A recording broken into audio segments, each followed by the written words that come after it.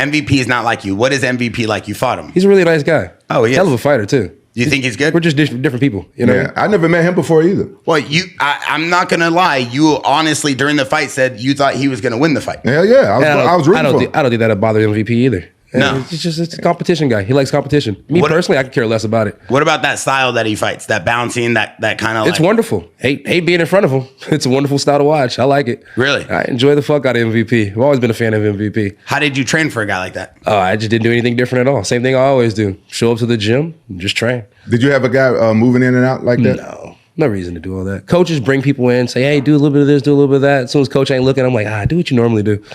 No reason. I don't care about all that. Really? But, yeah, just fight's a fight. So what about? Plus, you're not going to be able to do what MVP does. So you can try it all day long. It's not going to be the same. 100%. He's right about that. Let's just do what we do. But I mean, what about that whole theory about bringing in fighters to mimic the style of the guy you're going to fight? Like that wasn't needed. You don't feel like that's needed in a camp? I've always thought I would do something like that. I even reached out to Wonder Boy and was like, hey, I'm thinking about trying to be smart this camp. He was like, oh, I like that guy. I can't do it. And I was like, well, it's a Wonder Boy kind of answer. So I chilled. You hit up Wonder Boy to try to bring him in the camp for MVP, and he said he couldn't come. Yeah, and then I was like, damn, me and Wonder Boy should really fight again.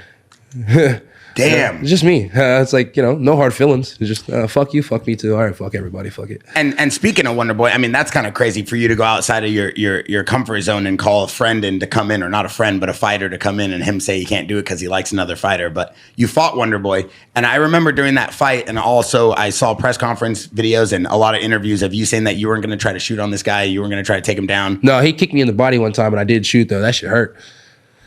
Did he tell you that during the fight, though? He's like, I thought you weren't going to shoot on me? Oh, no. When I kicked him in the body, when he kicked me in the body, I was like, ooh, that one hurt. I was like, I'm about to shoot. He was like, huh? And I just shot. He was like, this fucking guy. And I was like, all right, let's get back up. Did you have an agreement with him before the fight? You weren't going to shoot it on him? Yeah, he came on the podcast that we had at the time, and I told him, he wanted an old school kickboxing belt, and that's what I'd give him. What was your background before you started fighting in the UFC? Kung Fu. Really? Mm-hmm. From where did you learn? Actually, not far from here. Ranch Cucamonga.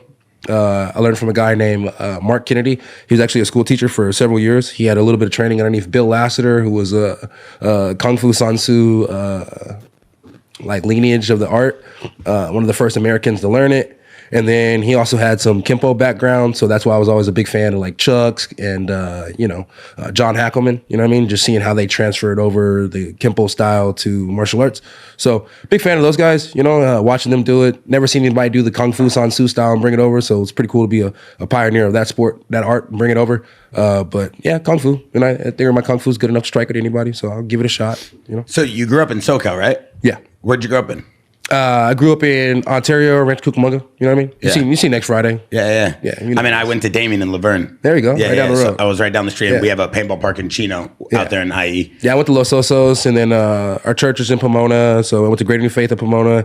And then growing up, I went to schools everywhere. We used to have a spot in Chino. We used to live in Chino when I was younger. And we stayed at, the swap meet that's right over there with all those cows and shit over there. But they got the Mexican swap meet and got all the good shit you can go in there and get on the weekends. We used to stay right across the street from there. So yeah, nice little blue house. And they used to play soccer right across the street at the parks. They used to go play soccer and stuff. How could you not like a guy like this? Stayed in Corona for a little while. I liked the Corona. Corona was nice.